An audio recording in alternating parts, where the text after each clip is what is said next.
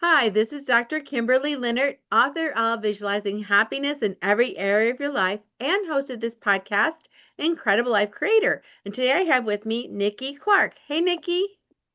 Hey, Dr. Kimberly. Good to see you. Good to see you too. And you have been busy on the book the book trail this week, so we can talk Yeah, about that. But just so people know you, I'm going to go ahead and just read your short bio. sure. Nicola Clarke, known as Nikki, is a media personality, author, and community advocate dedicated to amplifying voices and promoting entrepreneurship, trade, and innovation. As the host of the Nikki Clarke Show, she engages audiences with thought-provoking conversations with leaders, changemakers, and innovators, fostering dialogue on culture, business, and social impact. And she does a lot of other things too, but I'm going to let you go ahead and tell us your story, Nick, in your own words. Awesome. Well, I want to thank you again for, giving me this opportunity.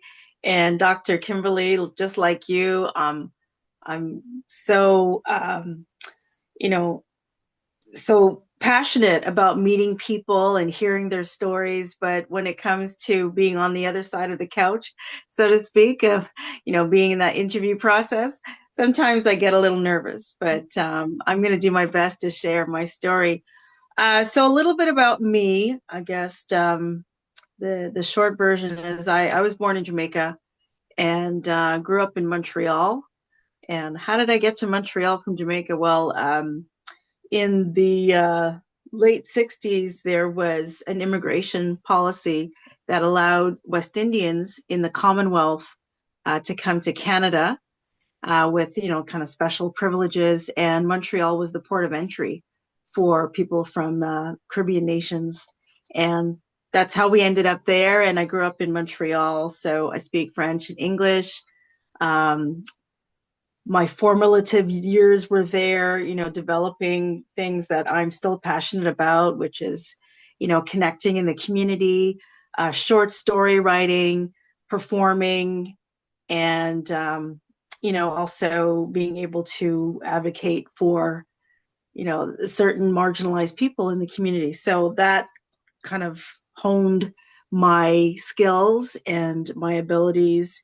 And then I moved to Toronto and got a teaching post in early childhood education at a local community college. And I was there for 10 years. Uh, and I'm leaving out some parts, but just moving ahead to where the kind of the pivot happens as I received what I call a divine whisper, the 10th year of my teaching, tenure. And that whisper reminded me that there was a passion that I had in my kind of teenage years to be a storyteller in the form of like a TV show host. And I remember sharing that idea with my strict Jamaican, disciplinarian parents. And that idea was not really welcomed. It was to be either a teacher, doctor, lawyer, that kind of thing. So I took the teacher route. But the divine whisper reminded me about what my initial passion was. And I said, okay, well, I'm comfortable right now in this, 9 to 5 corporate gig teaching. And I am raising 3 children right now. I'm divorced and I'm raising 3 children. How is it possible for me to like stop working to take a leap of faith and start this talk show? So 2008, I had an opportunity to go on an online TV network in Toronto. They invited me to talk about some of the things that I was doing in the community. And I did that. And after I got a phone call from the TV station owner, and he said, "You know what? You're really good um, on this whole thing. Would you consider, being a talk show host? Would you, consider having your own show?" And I thought, wow, what an honor, but I don't think I'm ready for that. So I thought about it. And then that was August when I got the interview. I came back to him in September and I said, I have an idea. and I think it might work. So he said, okay, well, if you got the dime, I've got the time. And this is what happened, Dr. Kimberley. I was Monday to Friday, Professor Nikki Clarke. And then on Saturdays, I took on this persona as Nix on the Mix. Saturday nights, 8 o'clock, keep it locked.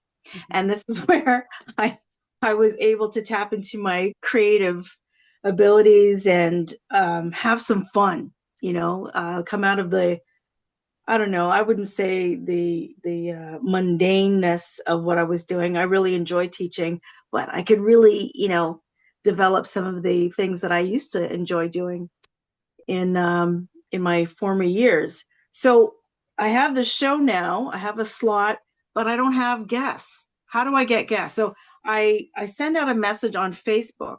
That was before Instagram was a thing. I sent a message on my Facebook feed and I said, listen, I'm looking for guests.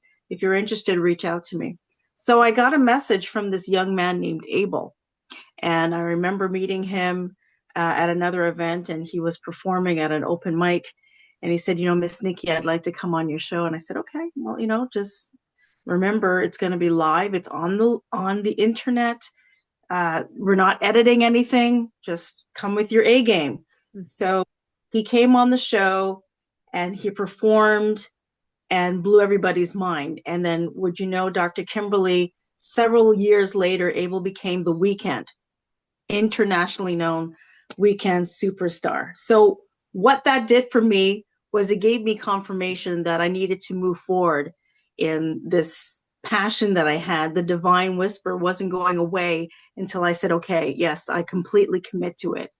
And I took that leap of faith. I left teaching, and I'm sure that was the year everyone thought that something was really wrong with me, because I was leaving the safety of this position to try out something that I've never done before. Well, I did that, and through trial and error, blood, sweat, and tears, I made it through 17 years. And the show has become one where it's like a safe platform. People come on, share their heart stories. They can perform like the Weeknd, and they can really unpack about things that they maybe have not been able to relate anywhere else, but they felt comfortable on the show to say, okay, this is where I'm going to have my emotional cathartic release. Mm-hmm. And when they're doing that, they're healing themselves, and people who are listening on the other side are going, wow, you went through that. I'm not alone in this experience, mm-hmm. and able to provide resources on the show. So 17 years of transforming lives one story at a time. So that's where I'm at right now. And I'm so happy that it's just been so well received by the community. And because of the show, I was able to connect with an amazing person like you, Dr. Kimberley, and we'll see how many more years we can go. Yeah, that is wonderful. And talk about the things you're doing in your community, because you are very passionate about several things. Yes. Well, I love community connections. Everything I do is from a heart-centered kind of place, and I want to be able to empower and uplift. And I've been able to do some work in the Black community, in the Black diaspora, in Toronto and beyond, in being able to connect with other Black leaders, to support some of the work that's being done to combat anti-Black racism, through, working together with other thought leaders to put policy together, to, give this to government leaders to see what can be done in terms of policy making, to support that mandate. And also in Ontario specifically, I am the immediate past president of the Ontario Black History Society. So with that role, very honored as a volunteer to promote, protect, and being able to really go out and share all the good work of Black Canadian trailblazers, who've really paved this incredible path for us. We've been able to, enjoy their ingenuity and to, everyone from all walks of life to be able to come and celebrate that. So that's what I do. And I'm also very passionate about children. And that has a lot to do with, my work in early childhood education. Um, I just so happen to have released my first children's book. I released that last June, but I've had the time over the last few months to be able to establish a book signing tour. And that started April of this year. And it just finished yesterday for this run anyway. And it's been incredibly received in the community. People and have come out, families have come out, children have looked at the book, and they're so excited about the images. And I'm proud to say that I did the illustrations as well, so that they can take home a copy and to read it with their families and to be inspired by the story of this amazing, vibrant girl, Keisha, 11-year-old. She's the protagonist in the story, and she loves to make jewelry out of paper clips. And it becomes a hit with her friends and family, and they encourage her to start a business. So what I want to do with this story is to encourage children to understand that whatever gift they have can actually make a livelihood for themselves. And so creative expression meet entrepreneurship is what you'll find in the book. And it's also available in select Indigo chapter bookstores, which is a bookstore chain across Canada, as well as on my website, NikkiClarkeNetwork.com. So once we go through a little bit of movement, of sharing Keisha's story, then I'm going to publish another story that I have kind of brewing in my mind next year. So I'll keep you in the know when that happens. Beautiful. Thank you. And I was just going back to the Black history because I know in the United States, Martin Luther King is like not just for Black people, but for any marginalized communities or poor people. He Yes. was that face here Yes. in the US. And I know it may be hard to choose, but when you look back at Black history, Canadian Black history, is there anybody notable that you really like this is my one of my favorite people? Yeah, that's a great question, and there's so many. But I have to say the one that resonates with me is Viola Desmond. She's actually the face that graces the $10 bill, Canadian $10 bill. And her story is from Nova Scotia. So she's from that area. And in the 1940s, she unfortunately was arrested on a premise of not paying a 1 cent movie tax because she went into a movie theater called the Rosebud Movie Theater. And Canada was no stranger to segregation. So it was a segregated movie theater. She was told to go to the black section, which was in the back, and she went into the front to get a better view. The manager told her to move, and she said no. And she was subsequently dragged out of the movie theater and arrested. So what this did was it really fuel the fire for the civil rights movement in Canada, not only for the Black community, but for everyone who is, or who was being discriminated against for, racial discrimination or for whatever, the reason was. The unfairness, the injustice was just so outrageous that it really created this energy to a champion for someone like her and also anyone else who was in that situation. So she's a hero for that reason, and I believe that she was actually kind of the forefront of civil rights movement years ahead of of Rosa Parks, who we know was an incredible strength behind the civil rights movement in the United States. So we honor her courage in Canada and beyond for what she did. So yeah, Viola Desmond. You said Viola? Is that her? Was her name Viola? Viola Desmond, Viola yeah. Desmond. Awesome. That's beautiful.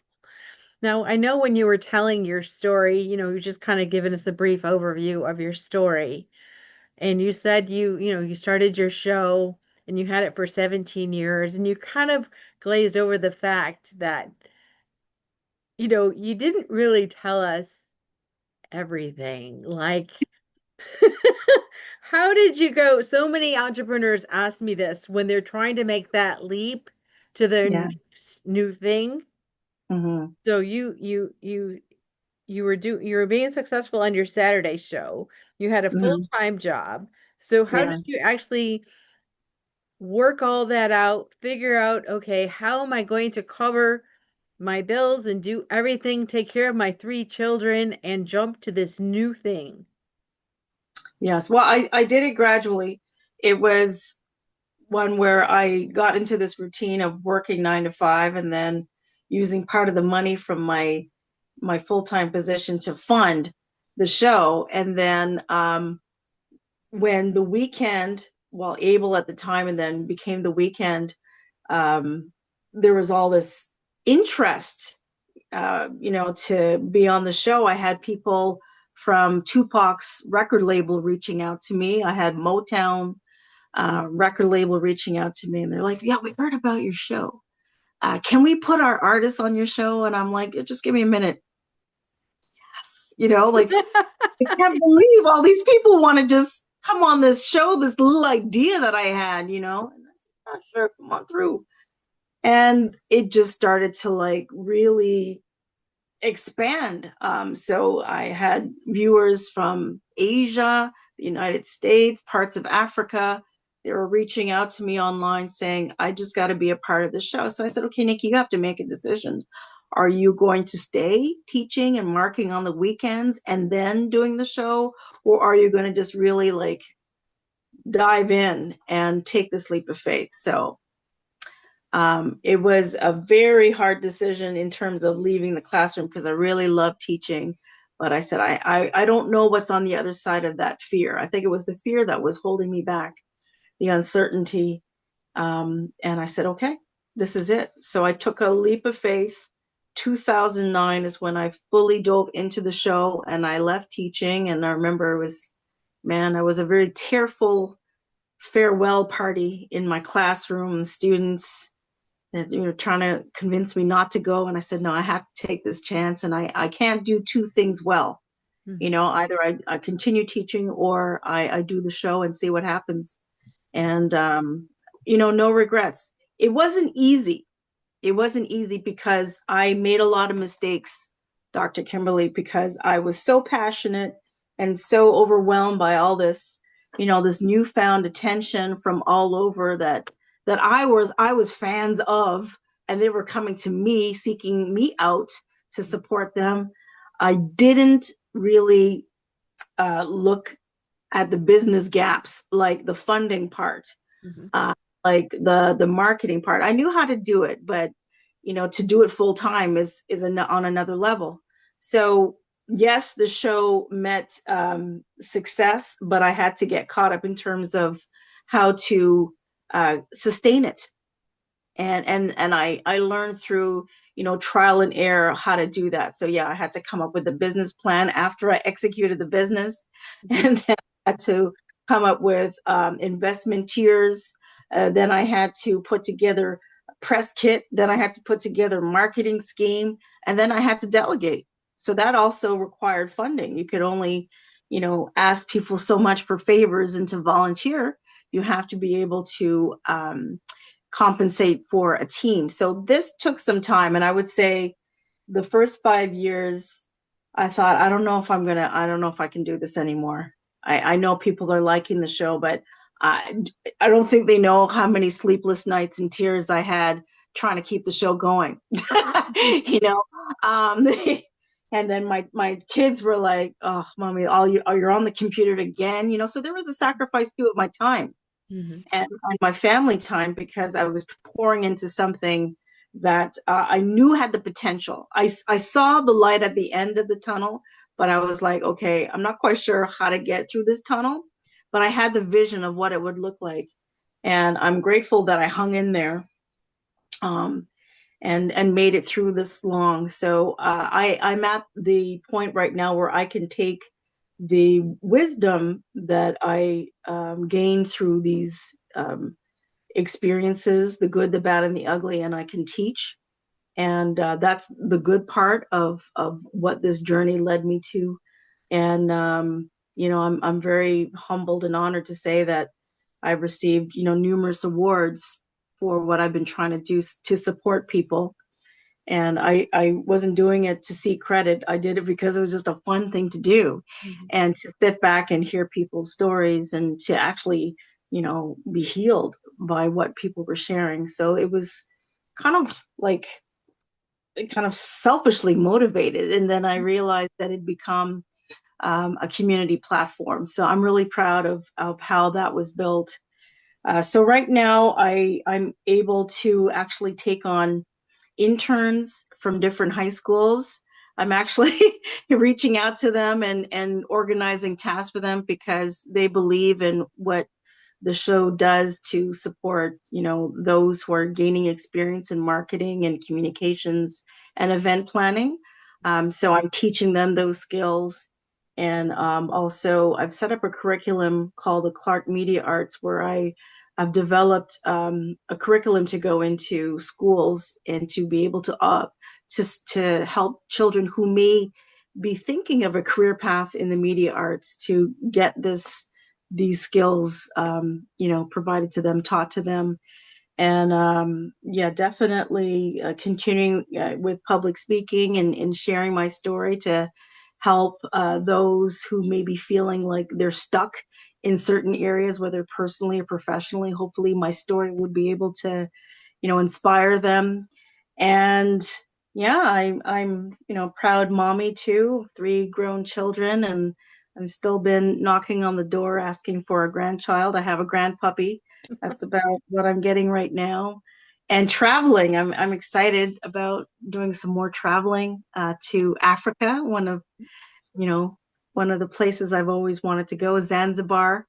I have a trip going to Zanzibar the 22nd of January to the 29th. I have a curated experience for anyone who wants to join me to Zanzibar. And I'm also going to Kenya next month. So there's a lot on the horizon. So I'm very, very grateful for it all.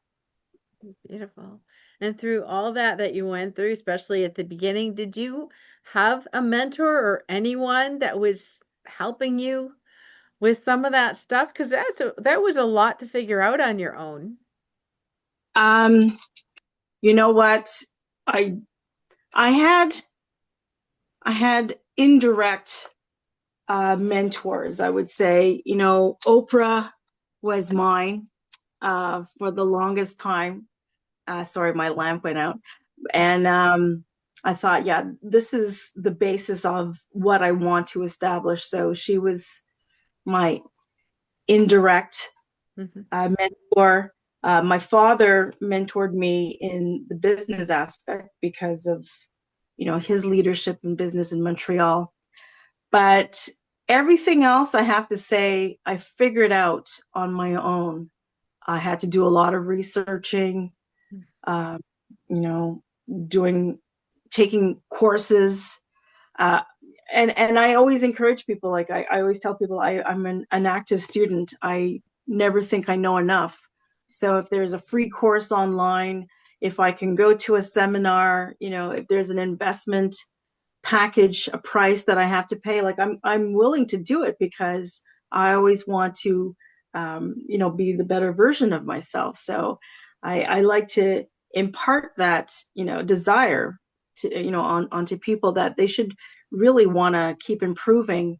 And I have to say too, Dr. Kimberley, I'm turning 58 in December, and I feel amazing because I've made a decision to incorporate fitness in my lifestyle, and that's part of the next um, the next part of my journey is to inspire women 50 years and over that, their chapter isn't over. They have just started, and they can continue with wellness and fitness. Self-love is so important in these precious years that we have.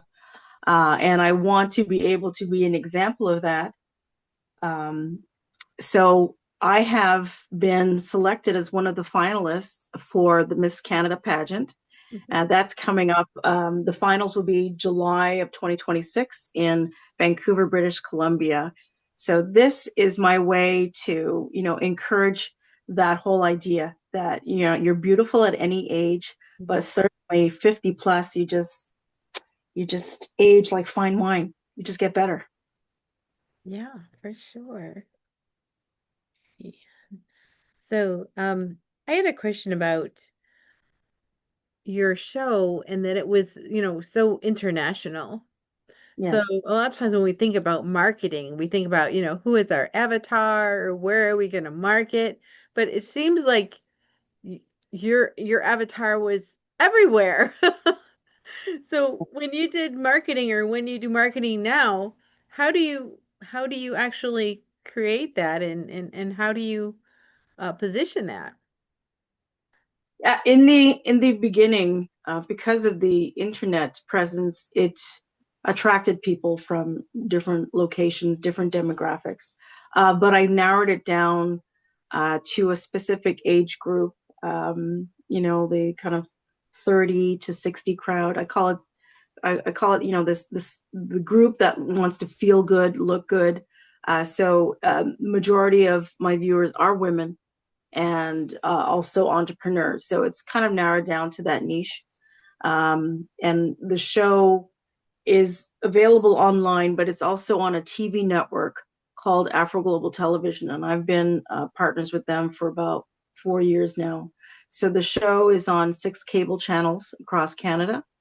And it's also available in Nigeria and Ethiopia. So it continues to have that international reach. And it's also picked up in Jamaica. So the little girl from Jamaica actually has a show now, distributed on a network called Scene TV Jamaica. So that's where people can see it. So I encourage all walks of life to come on my show, but these are the kind of the reaches of where people can see the show and the market. Yeah. Wonderful. So if people wanted to connect with you, I know you are mentoring some people in the media. So at this point, this is where you tell us, how do we connect with you? What services do you have available? Where do we find your show? All those things. Yeah, absolutely. Well, the website, NikkiClarkeNetwork.com, has pretty much every location you can find me. It has the Instagram handle. I am on Instagram, Nikki Clarke Network. I'm also on Facebook. The Facebook page is called the Nikki Clarke Show. And I'm also on Twitter called Nikki Clarke Show 2020. And I'm on LinkedIn. If you type in Nikki Clarke, you'll find me there as well. I'm offering courses on how to start a TV show from scratch. And I had a class not too long ago. I think it was in August, and it was really well received, helping people, put their ideas together and help them with their vision, and also to put the pieces that I learned the hard way, um, in terms of the marketing and the promotion and the demographics and just their idea, and how to pitch to a network. So that's all part of this online workshop. And I am pretty busy with business summits, meeting other women entrepreneurs and encouraging them to take their leap of faith, if they received their divine whisper, to leave wherever they are and try to make a living of their gift. So that's what I'm doing. Kenya, there's a business summit that I'm going to be involved in October, and then making a trip to Zanzibar in January for anyone who wants to, indulge in the luxury lifestyle of Zanzibar and Tanzania, I'm happy to, indulge you there. So the best way you can reach me, if you want to send an email, is nikki@nikkiclarkenetwork.com. Mention my website, nikkiclarkenetwork.com. You can also give me a call at 289, sorry, I'll give you the area code, 647-289-885-9494. And that's how you can reach me. Wonderful. And just so people can actually find you, can you spell your first and last name? Because it's spelled a little bit different. Yeah, sure. My first name is Nikki, and the last name Clarke, Clarke. There's an E at the end of Clarke. Yes. So now people can find you. Wonderful. So now I have a personal question for you. Sure. What gives you the most happiness and fulfillment in your life at this point?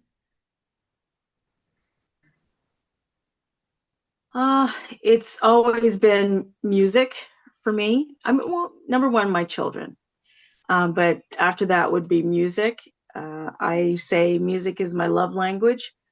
So whenever I'm able to tap into music, which is daily, it helps to transcend me into the place where I need to be, where I need to be pumped up or to be calmed down. Music really is kind of the core of, my joy. I'm also a singer and a songwriter. So yeah, music is my happy place for sure. Cool. Well, thank you so much for being on the podcast and for sharing your story. And Thank you. anybody who wants to go to Zanzibar, you need to connect with Nikki. Thank you so much, Dr. Kimberley. And maybe one day you can meet me in Zanzibar too. I'd love to have you. I think you'd have a great time. Yeah. So I have one last question. Sure. What is your best advice on living an incredible, amazing life? My best advice is to just be authentic. And what that means is feeling safe to be yourself and accepting your humanity, all the flaws, all the good things, your strengths, your weaknesses, and also being self-aware, learning to identify some of your triggers, being able to understand what makes you happy, what, as I mentioned, your triggers are, and how you can self-regulate, and just really choosing to be happy at the end of the day. And yeah, and incorporating whatever makes you love yourself more, whether it be, engaging in fitness, traveling, journaling, whatever your thing is to make you feel full, to fill up your love tank, do that. Wonderful. Thank you so much, Nikki. You're welcome. Thank you. Yeah, we'll talk to you again soon. Okay, awesome. I appreciate you, and all the best, everybody.